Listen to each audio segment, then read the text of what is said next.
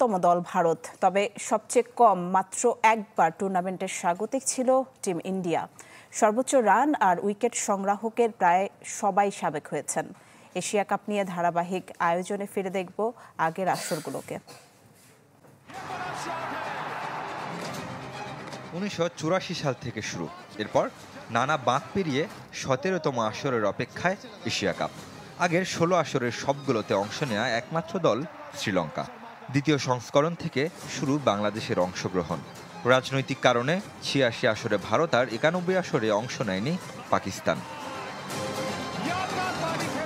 তবে সাফল্যে সবাইকে ছাড়িয়ে টিম ইন্ডিয়া জিতেছে 8 শিরোপা। এরপরই শ্রীলঙ্কার অবস্থান। 6 বার এশিয়া কাপ সেরা হয়েছে লঙ্কানরা। সে তুলনায় পাকিস্তান অনেক পিছিয়ে। 2000 সালে প্রথম, 2012-র পর শিরোপা অধরা ম্যানিনভৃন্দের। 3 ফাইনাল খেলেও এখনও ট্রফি ছুঁতে পারেনি টিম বাংলাদেশ।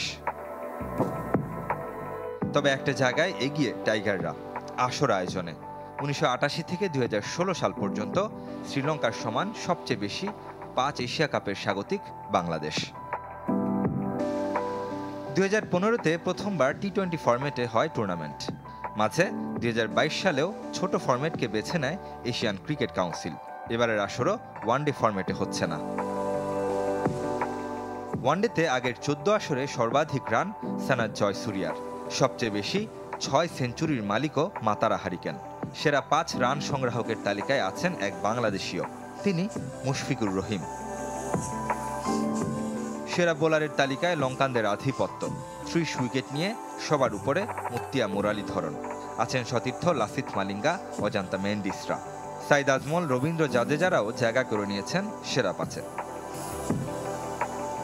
তবে টি-20-র আগের 2 আসরে ভারতের দাপট। ব্যাট হাতে বিরাট কোহলি 429 রান করে সবাইকে ছাড়িয়ে। রোহিত শর্মা, রিজওয়ানদের সাথে বাবর হায়াত, ইব্রাহিম জাদরানরাও আছেন। এই ফরম্যাটে সেরা বোলারের তালিকায়ও ভারতের রাজত্ব। ভুবনেশ্বর কুমার, হার্দিক পান্ডিয়াদের সাথে আরব আমিরাতের 2 বোলার আমজাদ জাভেদ এবং মোহাম্মদ নাভিদরা আছেন। এসব এলিট তালিকায় নেই কোনো বাংলাদেশি। এবার সেই চ্যালেঞ্জ নেয়ার পালা তামিম, ইমন, তাসকিন, মুস্তাফিজদের।